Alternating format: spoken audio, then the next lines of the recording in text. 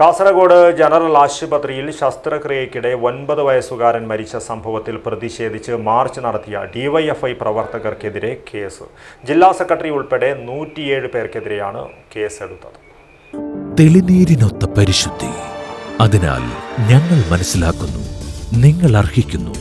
ബിന്ദു ജുവല്ലറിയുടെ അതുല്യമായ ആഭരണങ്ങൾ. Bindu jewellery, Kasaragod, Sullia. ശസ്ത്രക്രിയയ്ക്കിടെ Kasaragod general ആശുപത്രിയിൽ 9 വയസ്സുകാരൻ മരിച്ച സംഭവത്തിൽ സമഗ്രാന്വേഷണം നടത്തി കുറ്റക്കാർക്കെതിരെ നടപടി സ്വീകരിക്കണമെന്നാവശ്യപ്പെട്ട് ഡിവൈഎഫ്ഐയുടെ നേതൃത്വത്തിൽ കഴിഞ്ഞ ദിവസമാണ് ആശുപത്രിയിലേക്ക് മാർച്ച് നടത്തിയത്. മാർച്ച് നടത്തിയ ഡിവൈഎഫ്ഐ ജില്ലാ സെക്രട്ടറി ഉൾപ്പെടെ 107 പേർക്കെതിരെയാണ് പോലീസ് കേസെടുത്തിരിക്കുന്നത്.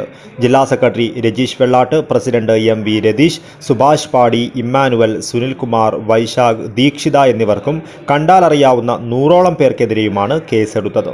പൊതുജന ഗതാഗതവും പൊതുജന സഞ്ചാരവും തടസ്സപ്പെടുത്തി എന്ന കുറ്റമാണ് ഇവർക്കെതിരെ ചുമത്തിയിരിക്കുന്നത്. കുട്ടിയുടെ മരണം സംബന്ധിച്ച് പ്രത്യേക മെഡിക്കൽ ടീം രൂപീകരിച്ച് സമഗ്രാന്വേഷണം നടത്തണം. കുടുംബത്തിന് അടിയന്തരമായി അർഹമായ നഷ്ടപരിഹാരം നൽകണം. ഇയാസിന്റെ സഹോദരങ്ങളുടെ തുടർ പഠനം സർക്കാർ ഏറ്റെടുക്കണം.